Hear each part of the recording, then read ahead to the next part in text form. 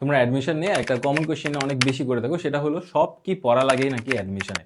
তো ওই জিনিসটা আজকে শর্টে আমি বুঝাবো। অ্যাকচুয়ালি মধ্য কথা হইলো সব কিছু পড়া লাগে না। তো কতটুকু পড়তে হবে, যতটুকু তোমার কোয়েশ্চেন ব্যাংক বলে ততটুকু তুমি পড়বা। সো কতটুকু পড়া লাগবে কি লাগবে না এটা তুমি ডিটারমাইন করবা কেমনে, নির্ধারণ করবা কেমনে? তুমি তো কোয়েশ্চেন জানো না কই থেকে কেমনে দিবে কোয়েশ্চেন।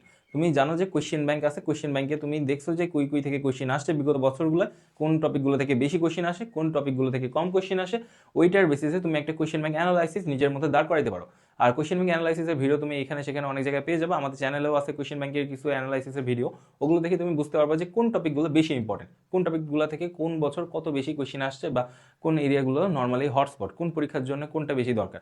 দেন তুমি ডিটারমাইন করবা যে কোনটার উপর ফোকাস দিবা। তুমি যদি ধরো যেটা বেশি ইম্পর্টেন্ট টপিক, ধরো এ হইতেছে এমন একটা টপিক যেটা থেকে প্রত্যেক বছর কোয়েশ্চেন আসে, অ্যান্ড তোমার বি একটা টপিক যেটা থেকে কোনো দিনে কোথাও কোয়েশ্চেন আসেনি। তো তুমি এমন কোন লাকি মানুষ যে তোমার ক্ষেত্রেই বি টপিক থেকে কোয়েশ্চেন দিয়ে দিবে? সো আলটিমেটলি তো অনেকেই ইনসিকিউরিটি ভাবে যে এতদিন তো আসেনি, আমার সময় যদি চলে আসে। হ্যাঁ ভাই, কিছু কিছু ক্ষেত্রে এটা সত্য কথা।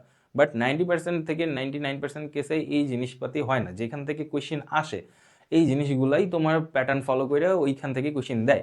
এটাও আমরা ভার্সিটি এক্সামে যে ফেস করি, কোয়েশ্চেন ব্যাংক দিয়েই আমরাও এখনও পড়ি।